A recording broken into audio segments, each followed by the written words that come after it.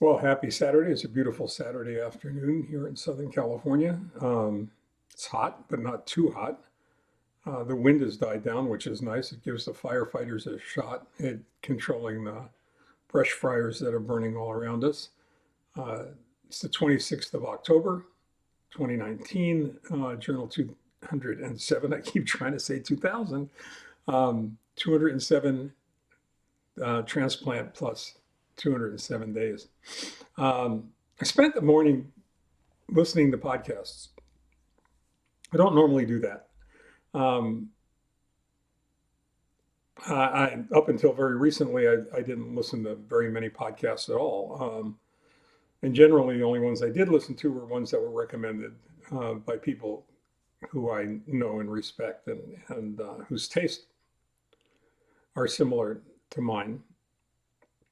But I've been watching podcasts or listening to podcasts really over the past few days, weeks, really, as I try to prepare for podcast interviews that I'm going to be involved in regarding the book and the lessons that are in the book and how I came to write the book and my illness as well and how they all fit together.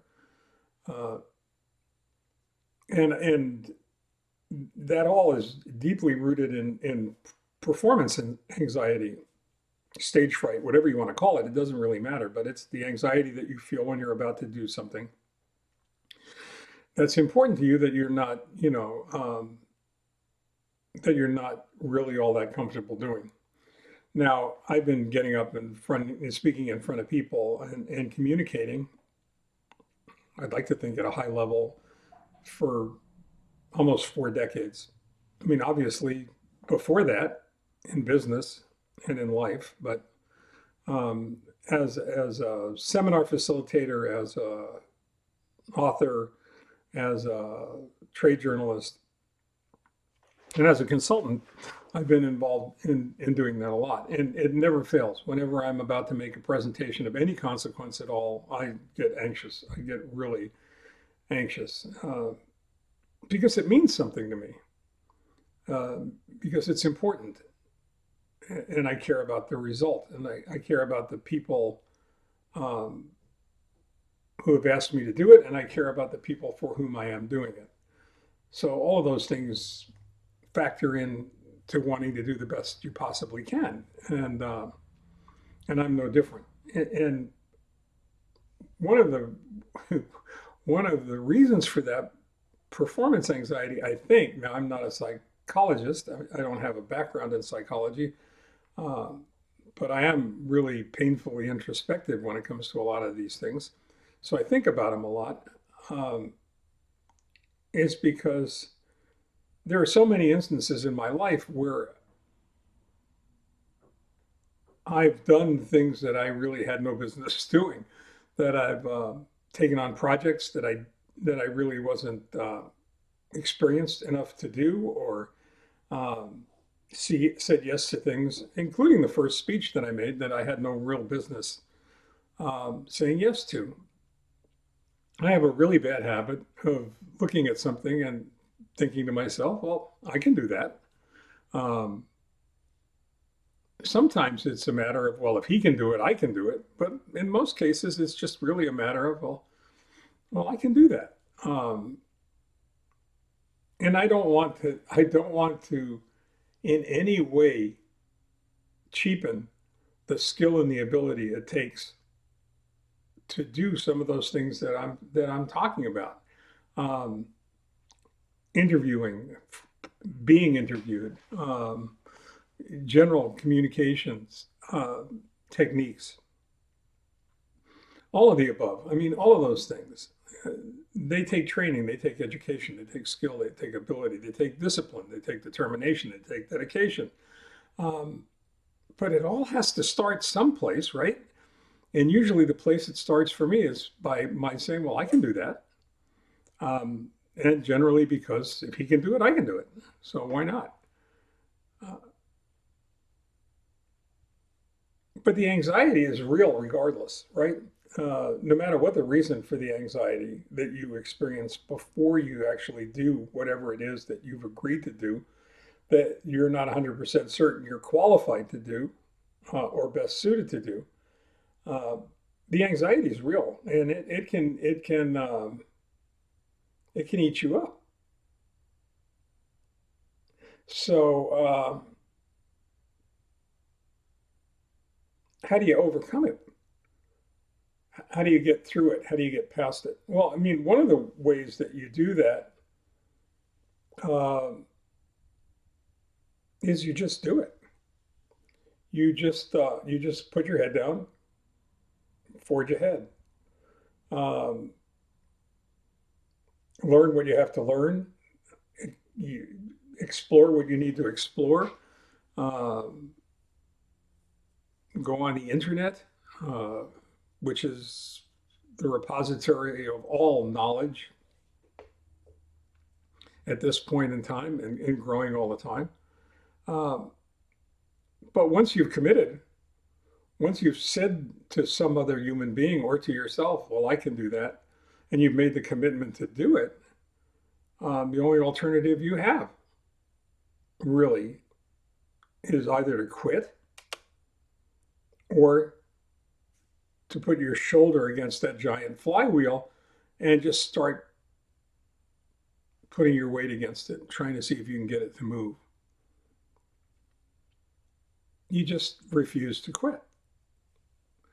Um, there's a quote that I think it was Harvey Mackay in one of his books, um, Swim with the Sharks or Beware the Man Who Offers You the Shirt Off His Back.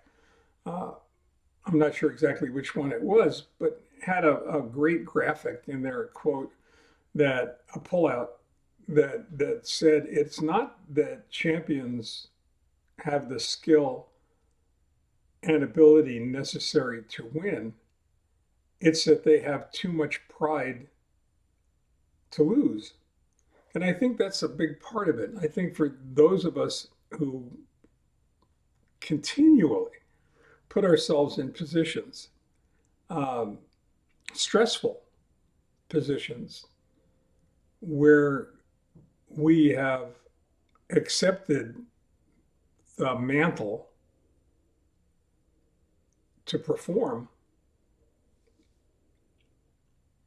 and then we throw ourselves into it with everything that we've got, it's because we don't want to have that flat, awful, dead feeling of not measuring up, of not accomplishing what we set out to accomplish.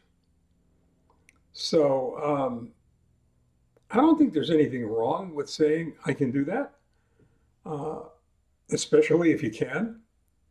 And I think that most of us probably can because most of us are so willing to settle for so much less than we're capable of.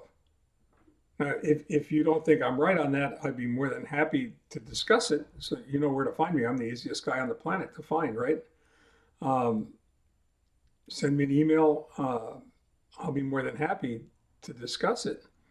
But I think that for the most part, most of us, almost all of us, are capable of so much more. And in too many instances, we're willing to settle for less than the best we're capable of doing. So when you say, I can do that, chances are you really can. It may not be as good as you would hope it could be. It may not be world class oratory, but it'll be something meaningful. It'll be something honest. It'll be something real that you bring to the world that wasn't there before. Um, I think Seth Godin calls it work worth sharing. And I think that's really what you have to focus on is that there is no other you. You are unique. The perspective you bring to whatever you do is unique. And the world is waiting for you to share that. So the next time you are overcome by the need, you're having a seizure, um, and blurt out, Well, I can do that. Go ahead and see. Give it a shot. Try it. I was just speaking to a good friend of mine, and he was talking about going off on his own and doing something that he'd never done before. And I turned around and I asked him the question that I ask an awful lot, and that is, are you going to miss a meal? You know, are you going to miss a meal? And he said, what do you mean? I said, if you try this and it doesn't work out, are you going to miss a meal? And he said, no, of course not. I said, then what do you got to lose? Give it a shot. Throw everything you can into it. The world's waiting. So next time you see something where the answer to the question or the question is, can you do that? Say, yeah, I can do that. And then give it a shot. See what happens. Then let me know what the result is. I'd be thrilled to have you share that as well. Okay, till next time, stay well, take care. You know where to find me.